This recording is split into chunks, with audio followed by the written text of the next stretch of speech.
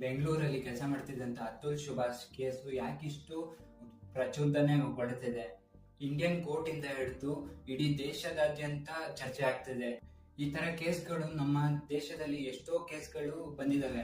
ಆದ್ರೆ ಈ ಕೇಸ್ ಮಾತ್ರ ಯಾಕೆ ಸ್ಪೆಷಲ್, ಮತ್ತೆ ಯಾಕೆ ಇಷ್ಟು ಹೊರಗಡೆ ಬರ್ತಿದೆ, ಯಾಕೆ ಆಕ್ರೋಶ ಹೊರಗಾಗ್ತಿದ್ದಾರೆ ಜನರು ಅಂತ ತಿಳ್ಕೊಳ್ಳೋಣ. ಅವನು ಸಾಯಕ್ಕಿಂತ ಮುಂಚೆ ಆ ವಿಡಿಯೋದಲ್ಲಿ ಏನಂದಿದ್ದ, ಅವನು ಲೆಟರ್ ಏನ್ ಬರ್ದಿದ್ದ, ಮತ್ತೆ ಸುಪ್ರೀಂ ಕೋರ್ಟ್ ಈ ಕೇಸ್ ಹೊರ ಬಂದ ಮೇಲೆ, ಅವನ ಸಾವಿನ ವಿಷಯ ಹೊರಗೆ ಬಂದ ಮೇಲೆ ಆಲಮನಿ ಅಥವಾ ಆತರ ಇರೋ ರೂಲ್ಸ್ ನ ಏನ್ ಬದಲಾವಣೆ ಮಾಡಿದೆ ಅಂತ ತಿಳ್ಕೊಳ್ಳೋಣ ಬನ್ನಿ. ಫ್ರೆಂಡ್ಸ್, ಅತುಲ್ ಸುಭಾಷ್ ಅನ್ನೋ 34 ವರ್ಷದ ವ್ಯಕ್ತಿ ಬಿಹಾರವನು.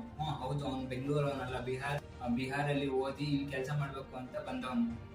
ಅವರು ಬೆಂಗಳೂರಿನ ಮಾರತಹಳ್ಳಿಯ ಮುಂದೆ ಕೋಲಾರ ಅನ್ನೋ ಪ್ಲೇಸ್ ನಲ್ಲಿ ಸೆಟಲ್ ಆಗಿದ್ರು. ಒಂದು ಮೊಬೈಲ್ ಕಂಪ್ನಿಯಲ್ಲಿ ಡೆಪ್ಯೂಟಿ ಮ್ಯಾನೇಜರ್ ಆಗಿ ಒಂದು ಉತ್ತಮ ಪೊಸಿಷನ್ ಅಲ್ಲೇ ಇದ್ರು. ಆದ್ರೆ 2019ರಲ್ಲಿ Shaadi.com ಅನ್ನೋ